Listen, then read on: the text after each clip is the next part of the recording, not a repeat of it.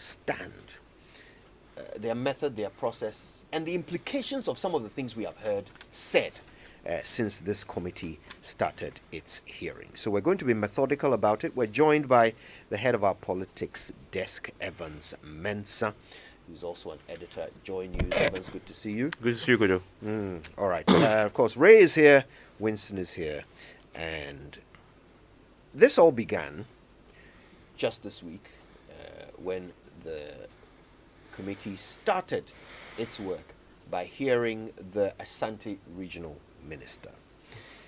But throughout the process, we've heard questions raised about media ethics. We've heard questions raised about specific details and facts that have been put out and the credibility and reliability of those facts. I want us to start with the issue of Kaka. And you will realize that one of the first things that the committee raised questions about when they spoke to our very own Erastus Asaridonko was whether or not Kaka had any association with Fix the Country. Listen to this. You see, there is a portion where they have written something. Yes, we are all Kaka. Police arrest 2 suspects involved in attack of hashtag Fix the Country campaigner. You understand? But this is a matter you are now telling us that you did not take steps to ascertain whether in fact Kaka was a member of the Fix the Country campaign group. So why should your outfit in this particular clip indicate there that some 2 persons have been arrested in connection with the murder of Kaka, a member of the hashtag Fix the Country campaign? Right, so this is the chairman of the committee making those comments. Evans. Yeah. So this is, in essence, the committee chairman, Justice Kubse, interrogating the Kaka link to the things that happened. I remember that if you go back to the committee's own terms of reference, and there isn't clear-cut terms of reference per se, but something you can infer from the president's directive. It says they should set up conduct forthwith a public inquiry into the circumstances that led to the unfortunate occurrences of Tuesday, 24th June 2021. So you would definitely be looking at Kaka's killing. Definitely is going to be an issue. But then they get before them, a journalist. And remember, this was fundamentally one of the first times that that issue had significantly been raised. And his interrogation there revolves around, and this is after he'd questioned our colleague Erastus on our live coverage and the description we've given the slag of the live coverage which was ongoing, right? And I want to read it for the avoidance of doubt, for clarity. On the live coverage, clips that were sent to them, of course he had that because it was taken from the system. We had on it, and that day, we are all Kaka was trending, yes, as a hashtag. And so on the slag that was rolling on television while the live coverage was going on, we had written, to quotation marks, "We are all Kaka. Police arrest 2 suspects involved in attack of hashtag Fix the Country campaigner." Now, you had the chairman there take issue with the link between the protest and Kaka being a Fix the Country campaigner. To him, that isn't established, and berating the journalist for making that link and describing him as a Fix the Country campaigner. Now, there's something that we need to distinguish. There is the link between Kaka and Fix the Country as a Fix the Country campaigner, and there is the suggestion, the separate suggestion, whether or not his link to the campaign is a reason why he was killed. Now, that second bit is what police is investigating.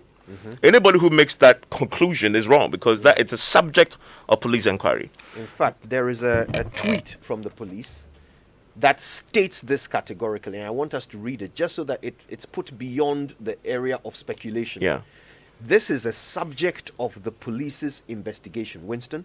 Yeah, so this is what the police tweeted, and it says the suspects, when they are arrested, the suspects are Ibrahim Isaka alias Anyas and Hussein Al Hassan, currently in police custody. Both were arrested at 10:45 p.m. on Monday, 28th June 2021, following police intelligence. Witness accounts show that the deceased was ambushed in front of his house when he was returning home on his motorbike at about 1:30 a.m. on 27th June 2021. He was rushed to the General Hospital and later referred to Konfanochi Teaching Hospital, where he died midday on the 28th of June. Police investigation will also extend to the rumors that the deceased was a journalist and a member of the Fix the Country movement to ascertain if the murder was linked to his work or the movement. Police appeals to anyone who has information relevant to the investigation to share with the police on the numbers they put out there. And this is on Twitter. Okay. And this is the police Twitter account. It is verified. And so you can get there and find that out. That's what police tweeting. So to the point I was making, forgive me, just before you get back to that point. The reason why I asked Winston to read that out, I want you, as you are listening to us, as you are going along with us, I want you to bear this in mind. It's the police that said this, not Joy FM. We simply report to you what people say in this instance, okay? So the police said this is a subject of their investigation, whether or not the killing of Kaka had something to do with his Fix the Country campaigning. All right? yeah. Please continue. Now, back to that police statement. He describes his link to Fix the Country as rumor. Now, we'll deal with that shortly. Yeah. But just to emphasize the point, whether or not he was killed because of his affiliation with Fix the Country, nobody knows. Was not even suggested. It hasn't been suggested anywhere, at least not by any professional journalist who's covered this so far, not by us, not by Erastus, not by anybody. And so that it's beyond question. I mean, anybody else who had even suggested that on social media is wrong, because nobody has established that link yet. Now, let me come back to the first bit. So when the police describes it a rumor, and then you hear the committee chairman, then, in fact, the entire committee, taking a cue from the chairman, spend inordinate amount of time going on for quite a while about he can't be, and everybody else will play on that key where you hear the chairman say the fact that people campaign doesn't mean that they are a member of a group. We'll come to that. But it need to be stated categorically that Kaka, beyond dispute, is a Fix the Country campaigner. Beyond dispute is a Fix the Country campaigner. And this perception, and the committee shows, I guess, your lack of appreciation of how hashtags work. It's a hashtag. If today I say this office lacks AC or the light isn't as lit, hashtag Fix the Country campaign. Yeah. Fix the Country. I am a Fix the Country. I ascribe to the beliefs that campaign shows, because I believe in that campaign. So without question, Kaka is, and we'll show you evidence that settles this question. And Evans, I think the point you are stressing home is that the presumption in the minds of those who sat on the committee and made it look like to be part of a campaign, you ought to register with a group, be identified as a member of the group. So if you heard it, consistently the refrain was that, how do you know he's a member of the group? Yeah. And the claim is that you cannot be part of the campaign without being a member of the group. And so, unless you have identified that he's a member of the group, and this portrays a certain lack of understanding of how even the country campaigners have operated all through. They have insisted consistently that this is not a group that asks people to come and write their names down and actually join as members in this particular case. It's a campaign that you can, at all points in time, join And that's how the hashtag system works for them and has worked all over the campaign processes that they've been through from the beginning till this time. So when you create the impression that Winston to be a face the country campaigner ought to necessarily identify, right, officially get to be accepted as a member of the group and proceed to be seen as a member of the group, that's where difficulty arises. Exactly, and Evans made a point about the understanding of how hashtags work. So if I say tweet at us using the hashtag JoySMS, you're telling us that you want to be associated with the discussion we're having. On You want Joy on SMS. Joy FM. Yeah. And that's why you use the hashtag JoySMS, because you believe that you have a point to make. Fix the Country is an activity going on, and all those who believe in that activity will join using the hashtag Fix the Country. It is not a group where you go and say, I am going to register. And so by registering, then I become a member of the association. I must say it's a matter of concern, and this is my personal view here. Matter of concern that the committee, which has quite prominent people represented on it, seem to have this understanding. Those of you who are listening to us right now, I'm sure you all know that the Fix the Country movement is not an organization registered at the Registrar General. It's not an organization that has a list of members. But there are people who campaign for the Fix the Country movement. That distinction is important. But then, we now come to the question that was raised. Is Kaka, is he associated with Fix the Country? Let's find out the answer. Azama mi ke nyina ne se me MPP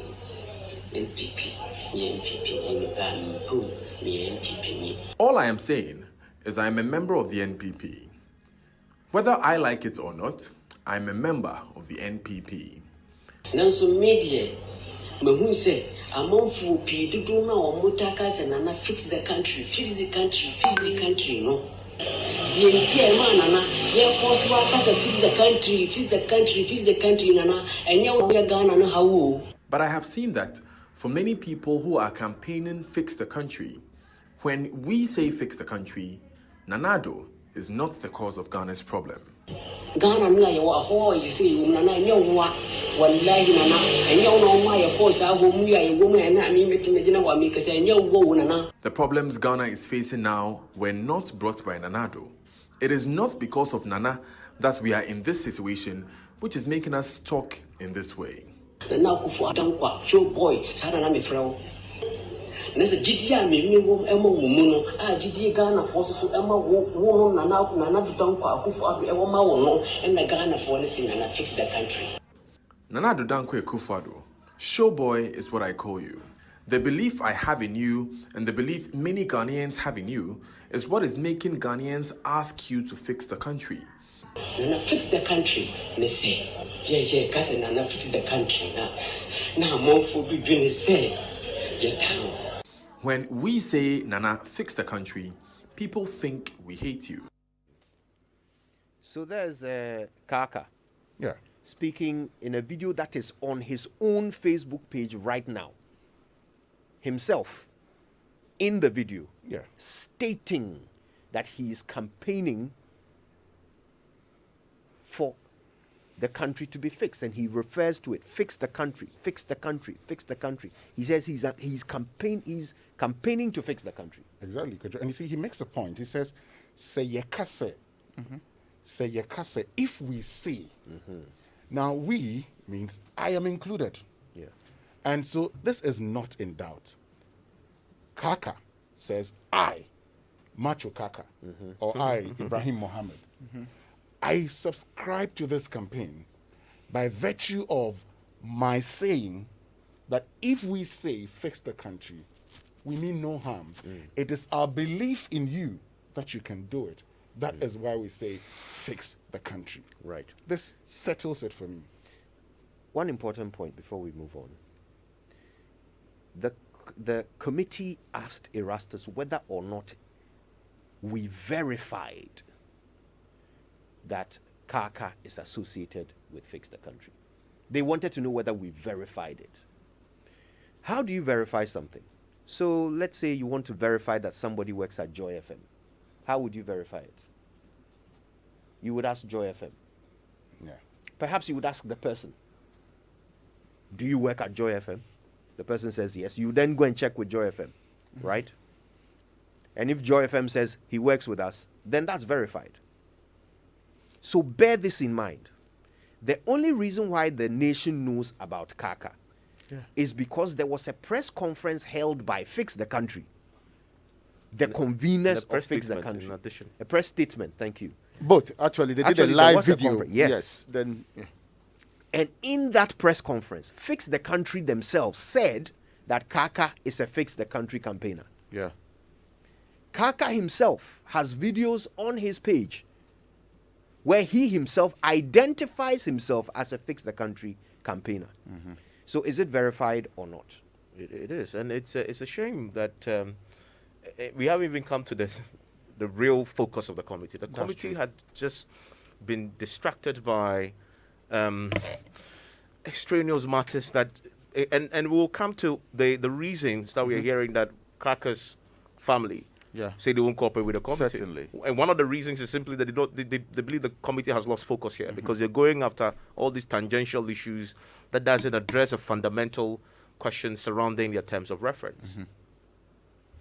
Okay. There's another clip I want us to listen to, and this is Hadi, right? Yeah, Hadi is a convener. Yes. Right, and just to address the question clearly, that from they've also been listening to how this has been played out, how Kaka, their own Campaigner. Exactly, campaigner, had been treated, and the suggestion to cast doubt over his affiliation with the campaign, and they seem pretty upset by it. There is part of the evidence, that is being collected has to do with the fact that Kaka was a very active citizen, an activist who had been threatened. I want to ask you something about Kaka. We just mentioned him there. One of the key things that had come up before the committee, in fact, the committee itself raised doubts, serious doubts about Kaka's affiliation with the Fix the Country campaigners. You see, that's one of the very ridiculous things that completely defines the charade that's going on at the committee. The committee is supposed to look into circumstances leading to the disturbances, soldiers shooting people dead and all of that.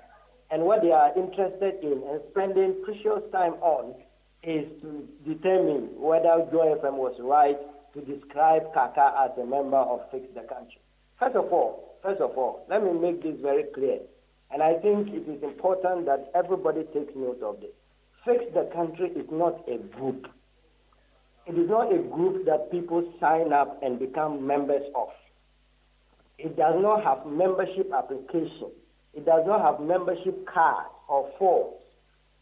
We don't have members. Fix the Country is a movement, it's a cause. And when people identify with a cause, they take heed to the call and work and do their own work according to what the cause dictates. There's no membership. So if you spend precious time talking about whether or not Kaka was a Fix the Country, first of all, you are misleading yourself and misleading the general public. So, that's a convener of Fix the Country. Speaking about the committee's posture and stance when it comes to this issue of associating or disassociating the deceased Kaka from the campaign. So in essence, is linked there. The link is there. Kaka himself says it is. The committee spent too much time on it, and then they move into the questioning, turns the committee into an ethics class, an ethics, a journalism ethics class, and then Erastus tells them that in essence you're being unfair to me. And subsequent to those comments that he made to them, in fairness, really, because the committee was being unfair to him, then propagandists have twisted his words differently to suggest that his report and what stories that were done out of it, from this end by professionals in this house, were twisted. That we twisted his own words there to sort of perpetuate a certain narrative that fueled, the protest that we saw. Right. So the next thing you're going to hear now is the interaction at the committee where they raised this issue with Erastus.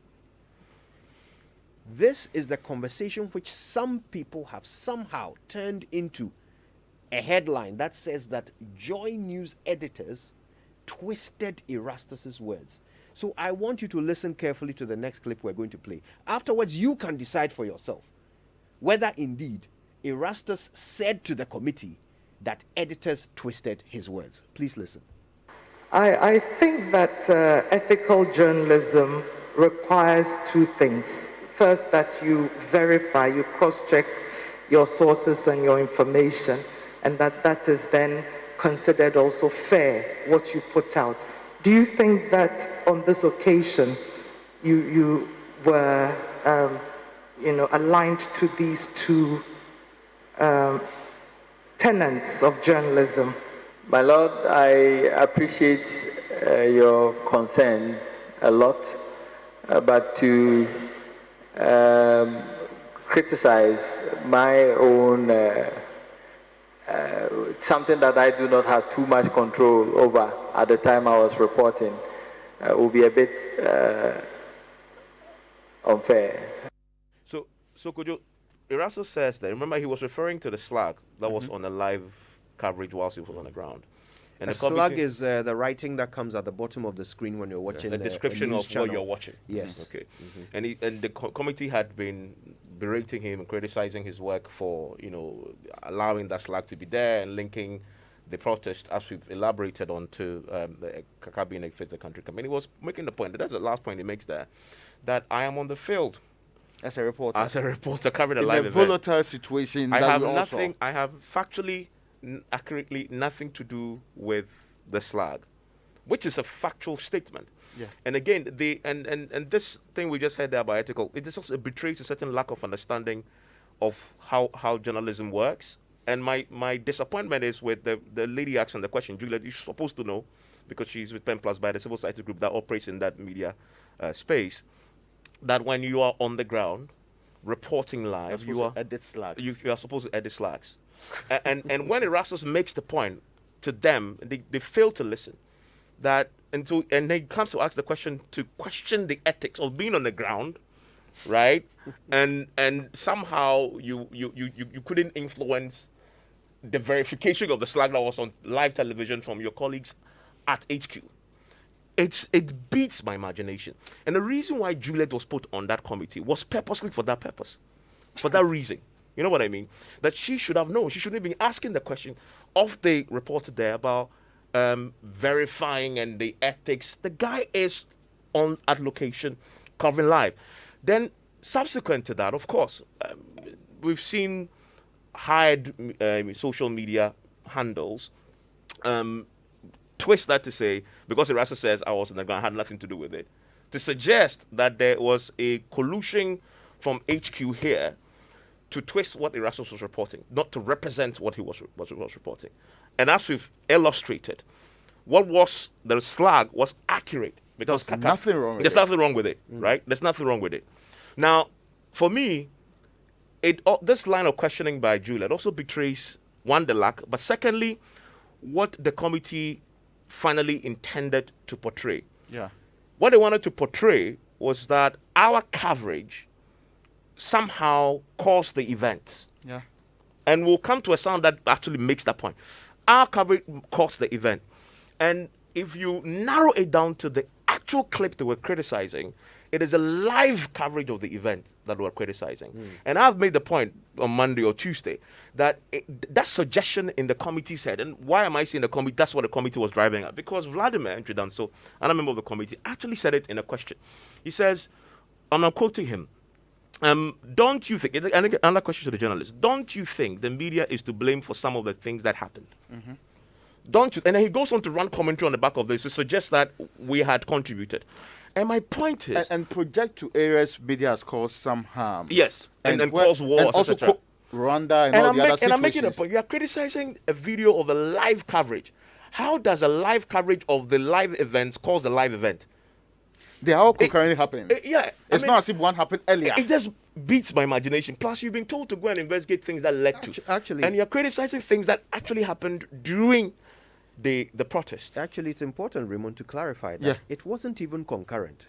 One event happened, and as a result of the event happening, we went there to cover it live. Yeah. If the event had not happened, we would not have been there. Certainly. Exactly. It's happened already. So one happened before the other. It was It's just unfolding. important to clarify that. Okay. And you spend time criticizing that, and it again shows their lack of appreciation of the work of the journalists and why we were there to assist them. But this, in a summary, means that first, you do not know how anybody becomes a member or a campaigner in the Fix the Country grouping. Yet you proceed to say that to be a member or to be tagged as a campaigner, you ought to be a member. 40 basis. You proceeded on that to say that you, the journalist, did not go to check their log or registry to find out whether indeed the people could be members of what they call that group. Again, 40 basis, because it does not exist in the first place. Then you proceed to say that because you didn't do so, you might have really caused the happenings on the ground. That you put a camera to film. And by filming, you caused it. You see. And then you say by causing or potentially causing that, you are engaging in unethical journalism. You know what? How do you even put this together? And the question we need to ask ourselves is, were two persons shot at Ejura on the 29th of June? Yes, Factual. they were shot. Was the military in Ejura on the 29th of June? Factual. Yes, they were there. Did we see police water cannons at Ejura? Yes, they were there. Were 4 persons injured? Yes. How did the public get to know this? They got to know this because there was a live coverage going on. How does that amount to putting a spin on events on the day? Yeah, in fact, it could be raised upon because Vladimir even suggests it could have been doctored. Yes. And that's why I ask, how can that amount to putting a spin when all these events are the reasons why you're seated? But let's even question motive. What would the media house interest be in doctoring a tape that I covered of a live event? Yeah, when everybody saw it live. The media house unedited, raw, unfiltered, happening, live cameras, this strain on the events that was unfolding in front of people and watching. And if you were at home at that time, you could have recorded immediately the same thing. And many did. At the same time, you could have recorded because it was just camera live event that the person was filming. How on earth do you conclude that by doing that, you might have really doctored in the process of the live event and brought us a tape of a doctored one? And what would be the motive of media house in doctoring a tape and presenting to a committee that's investigating events leading to the occurrence of that particular day? What will be the motive here? That we support so much the people of Ejura or Kakach family, that we are so much interested in making any grouping look so bad, or the security agencies, that we are interested in doctoring a tape. What will be the motive here? Okay. So let me ask this question, and maybe I'm playing devil's advocate, but let me ask it because it's important to bring it up.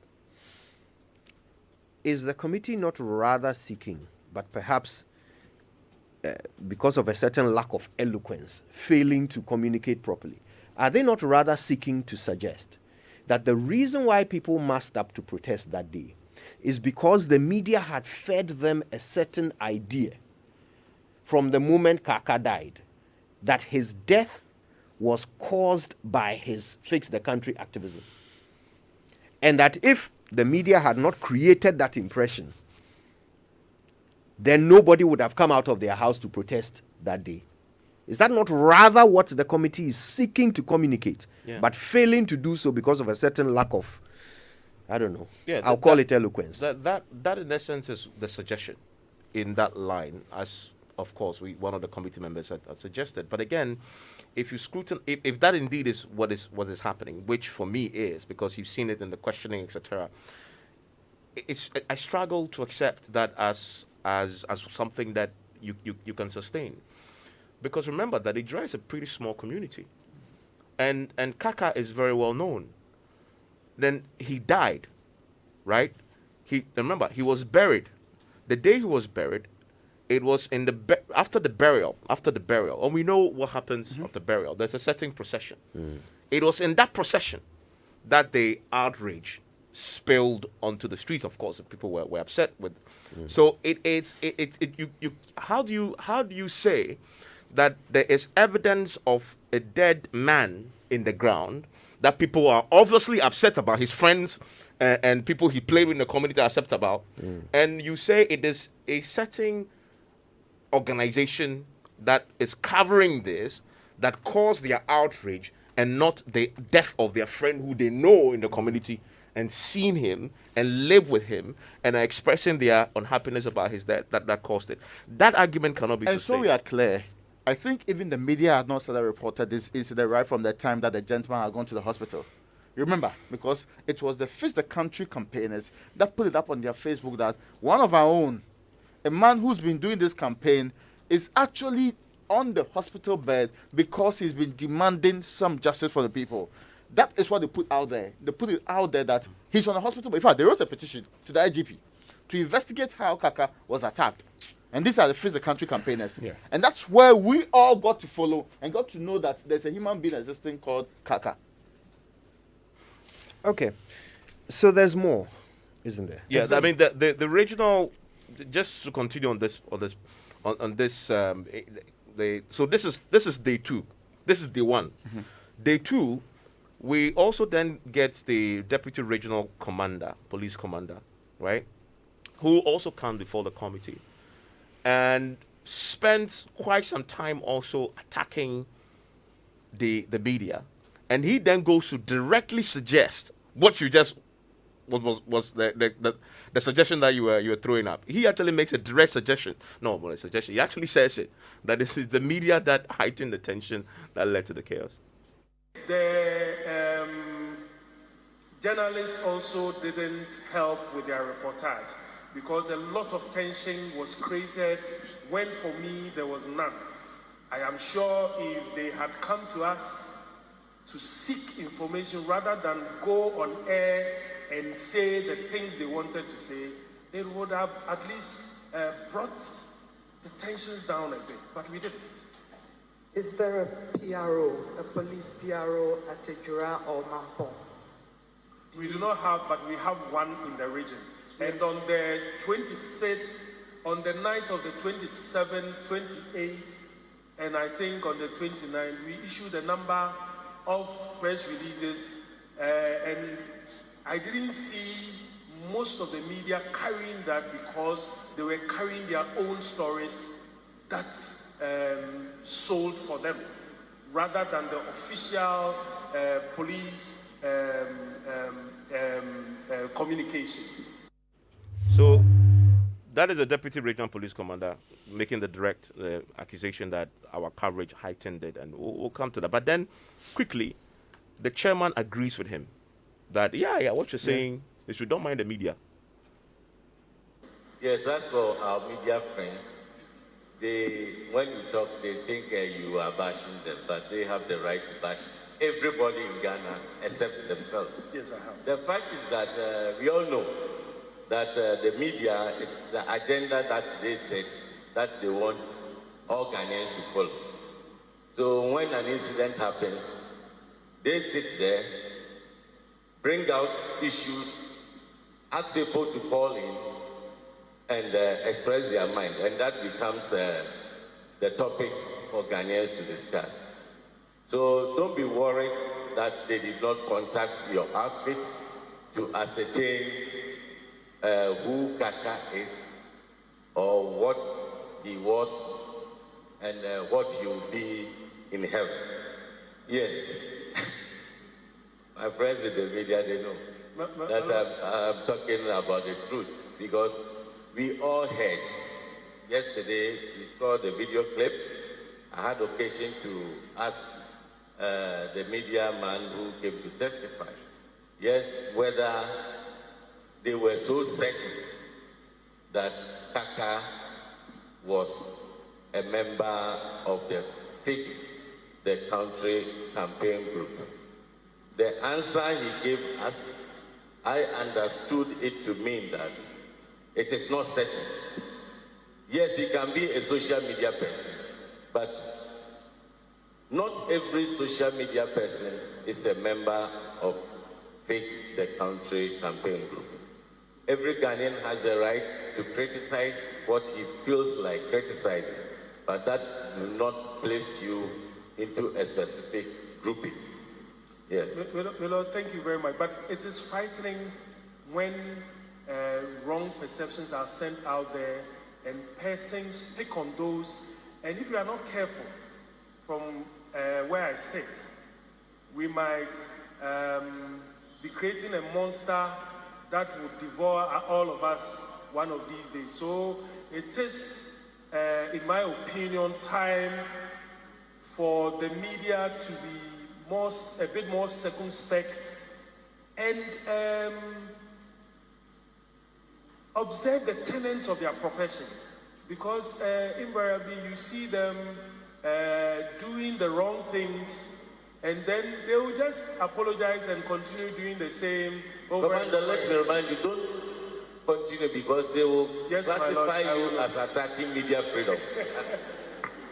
Let me take this opportunity to warn that, and I said it yesterday, a greater percentage of wars and conflicts we have in this world have been caused by the media.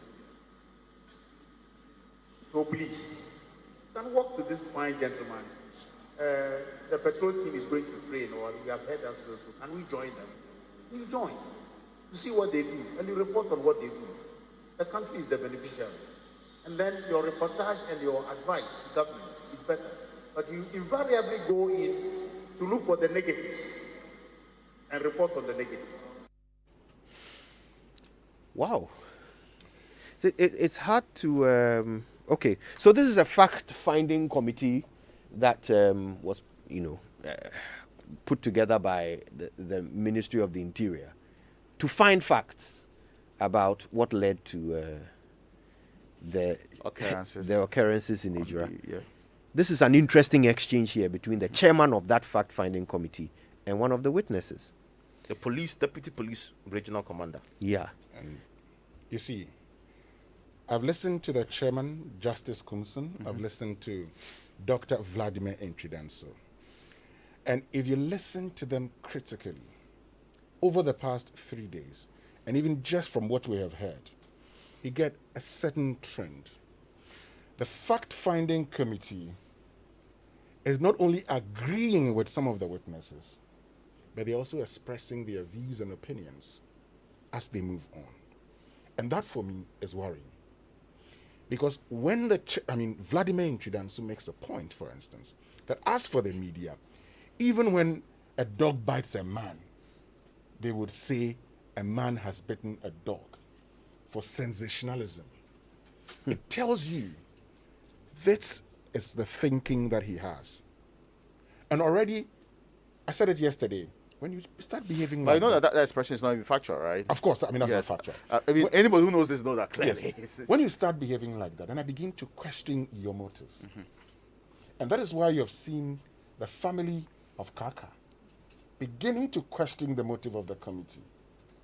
If you are a fact-finding committee, what you do is to ask questions and get answers to those questions.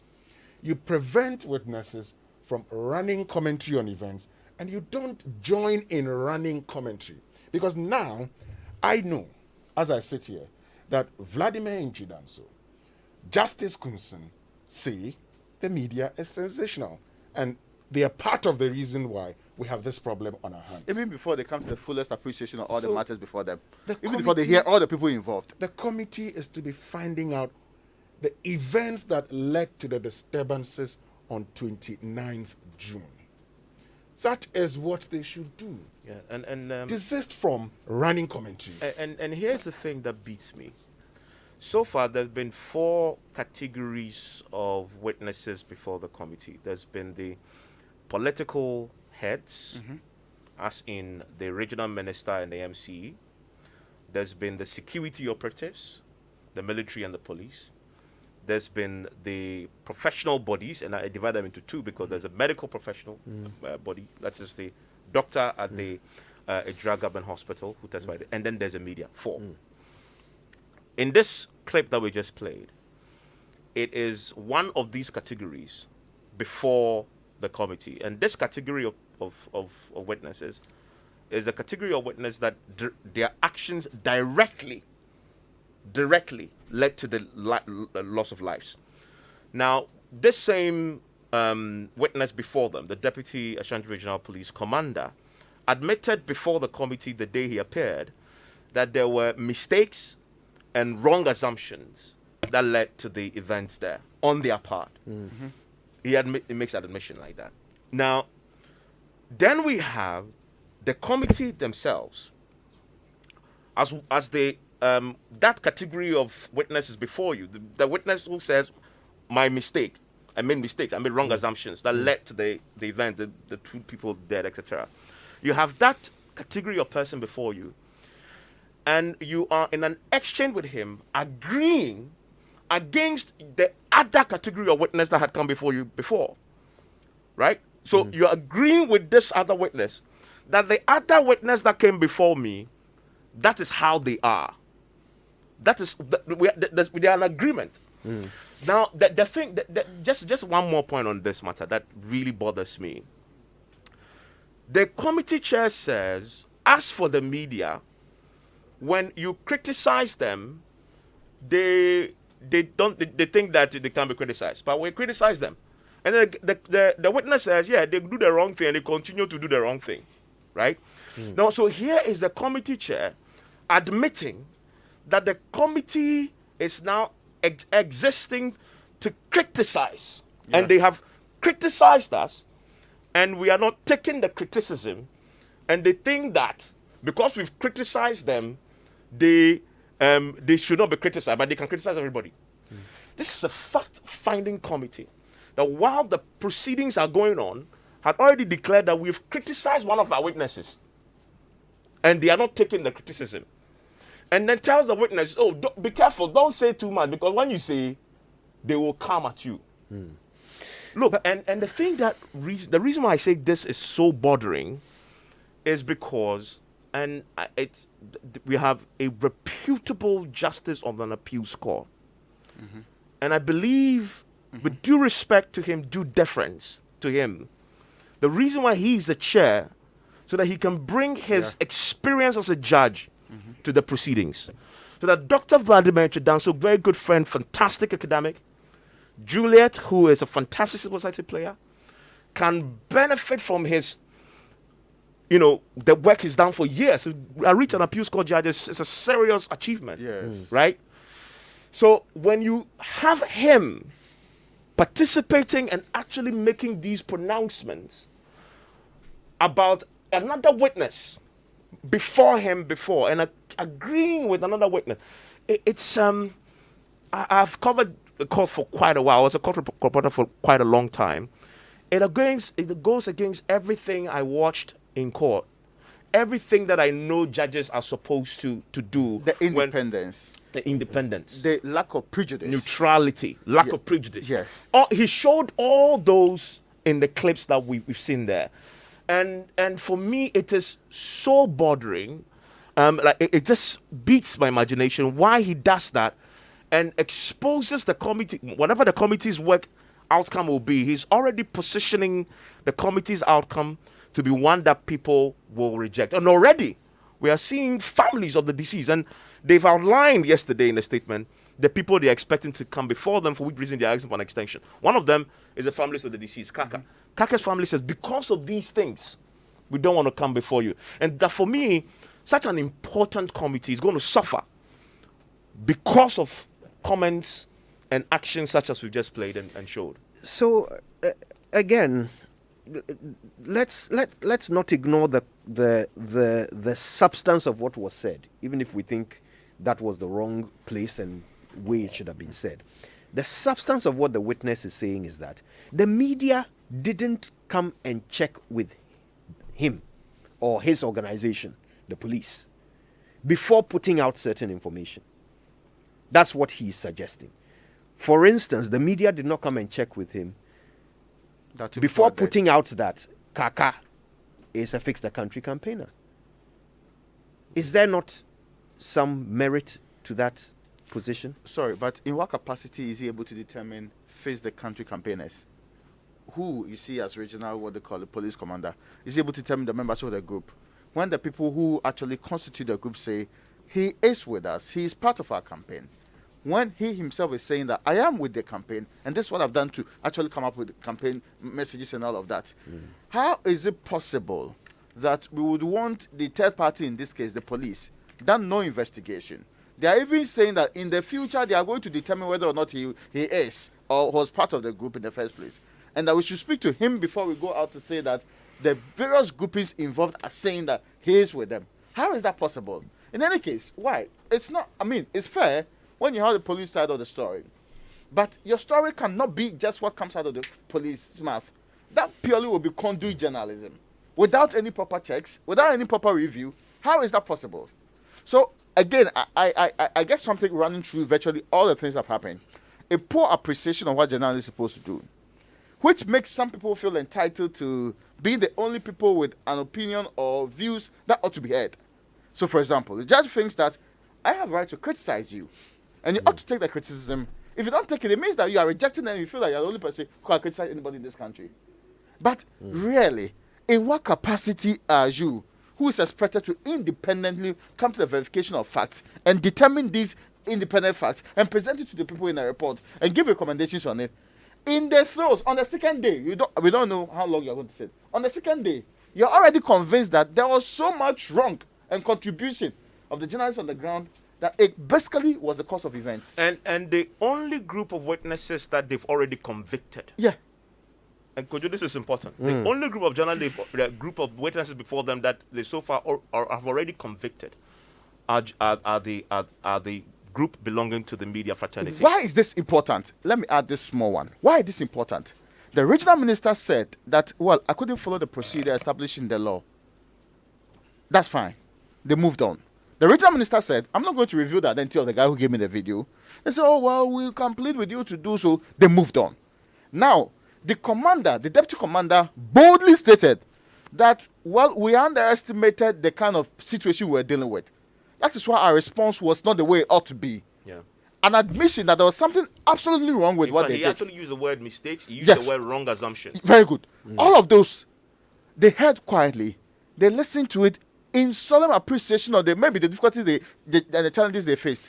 But they did not have harsh words for them. No. They did not have words that suggested that they are the ones who are causing mayhem in this country. To the contrary, one of the committee members, Dr. Vladimir Chudanso, actually says, we, the journalists, should have gone to this fine gentleman. Can you believe that? Fine, and he was referring to the deputy commander, fine gentleman. So for the deputy commander whose actions directly affected the outcome, who has told you? Whose mistakes and wrong assumptions? Who has told you and admitted that I made mistakes and I made wrong assumptions that led to this? You call him a fine gentleman, and then the other witness that had come before you should go to him to get verification.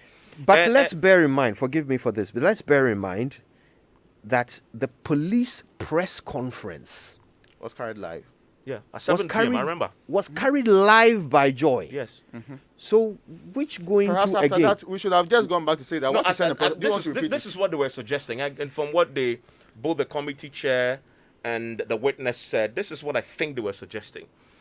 That because when they issued the statement about what they were doing and their side of the story, remember the statement that people really got upset about was the one that said that people had firearms and they had blocked roads and almost shifting blame onto the protesters, right? What we did was to go back to the community and talk to the actual victims and their families and the deceased, right? Yeah. There's a suggestion there that once you head from the police, full stop. Absolute truth. Gospel. Full stop. And listen, I remember when I was in journalism school, one of the basic things they tell you is that when you reduce your journalism to, he said, official said, the minister said, police said, and that's all you do, you're not serving your audience. Sure. That's true. You're not in fact, you're doing the opposite of what the journalist should do. You take the official and then you go, and here's the thing, and here's a contradiction. Julia, the other panel member, I forget her surname. Juliet Amwa, Madame Juliet Amwa, makes the point about ethics of verification. So the police says, this is what our account of events are. Yeah. Then there's a suggestion that stay there. No verification is required. Don't verify what the police have said. When it is coming from the police, no verification is needed. But when it is coming from the people who say he is our member, verify.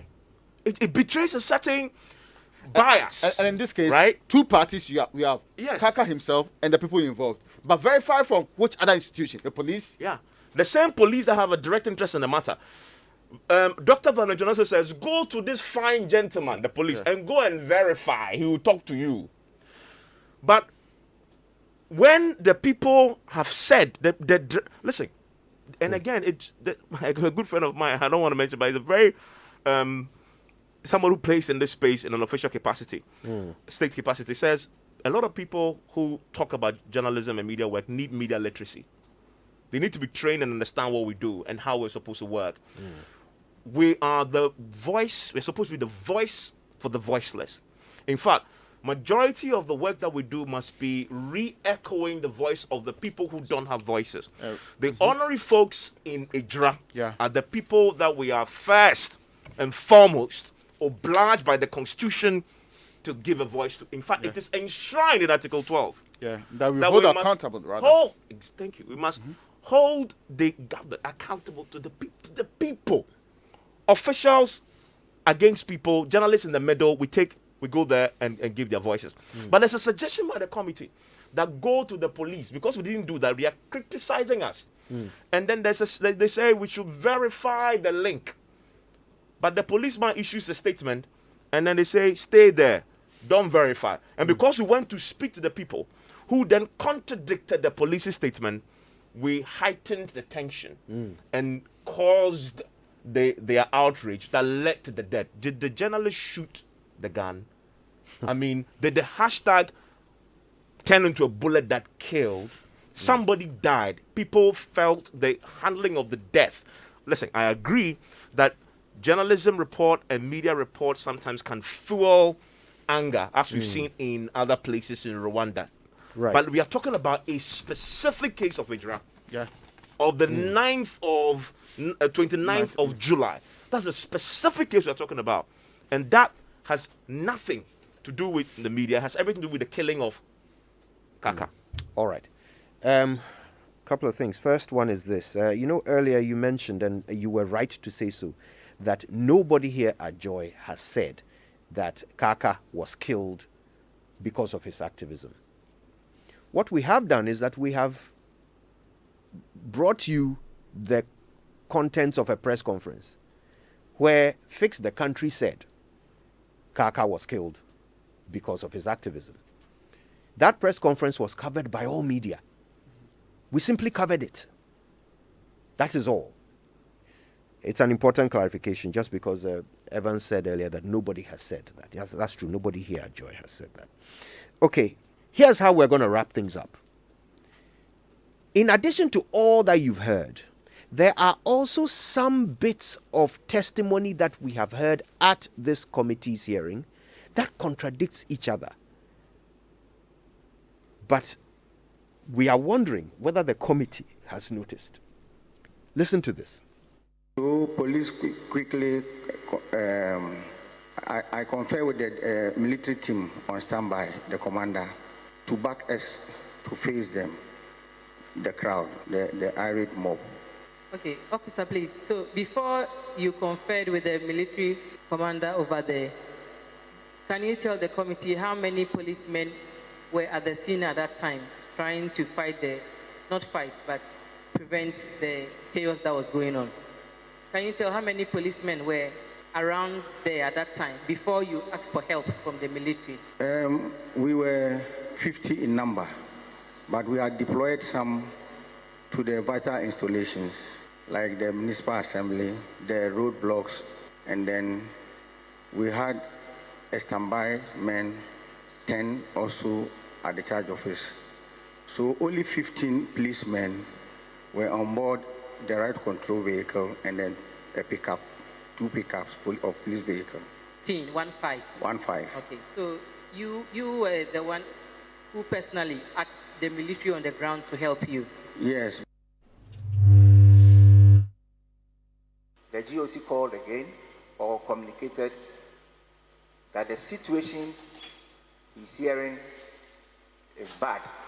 I confirmed with the regional police commander, the deputy regional police commander, and he said they had asked Mampong police to reinforce them.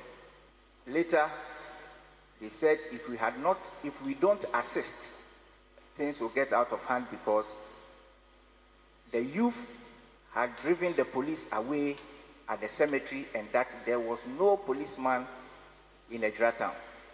They were so hostile to the police that they needed military assistance. Then again, I called the patrol responsible for Mamponting to go and assist.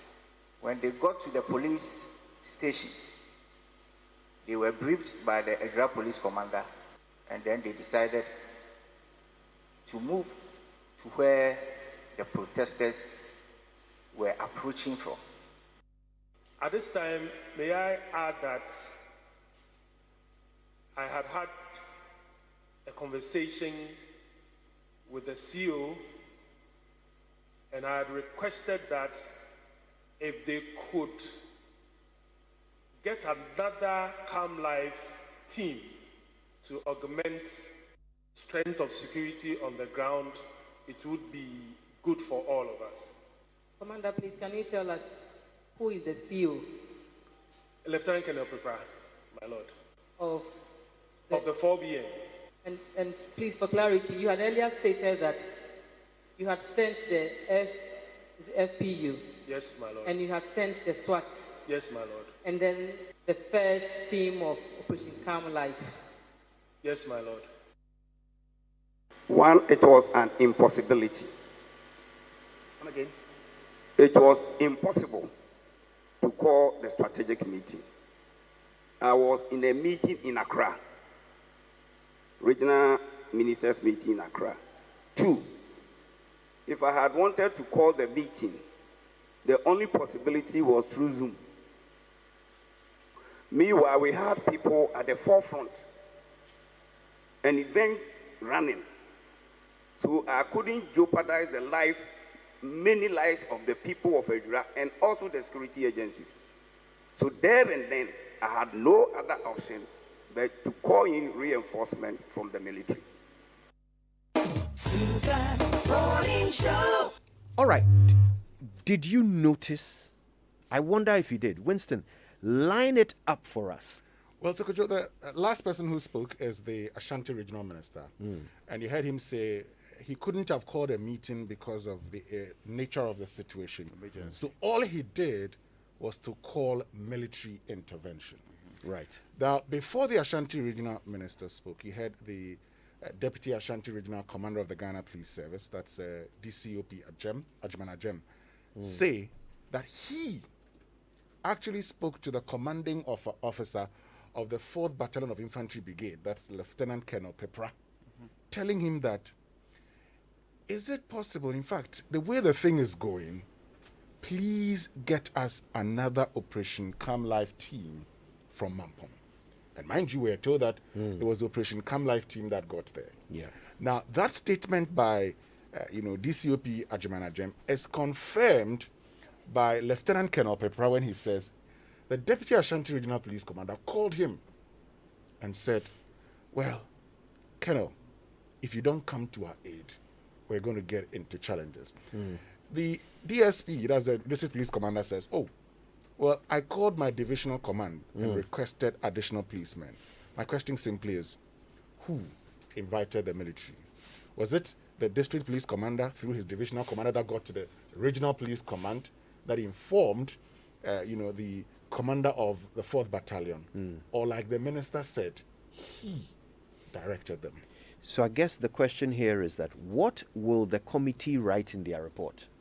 Since they've been asked to find out the circumstances that led to these occurrences.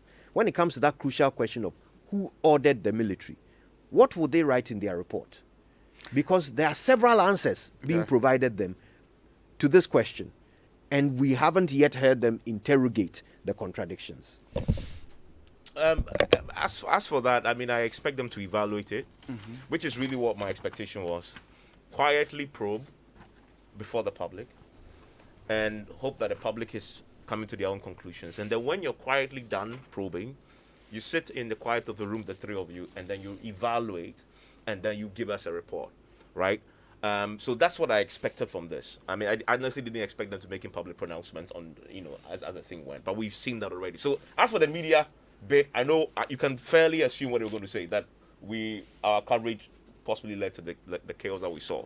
That I expect in that thing. As for who ordered the military, they will have to evaluate. And in the case of who do you believe? Prior to the committee coming to work, many were of the opinion that, one, the reason why they did not make them a commission of inquiry, which had powers, stronger powers, to actually do a more thorough job, is going to affect them. But some concluded that we have seen committees and mostly comes to naught. In fact, others were of the opinion that this is just another attempt to mask the real issues and sweep it under the carpet. Increasingly, the committee is justifying some of the things people said about them prior to their setting up.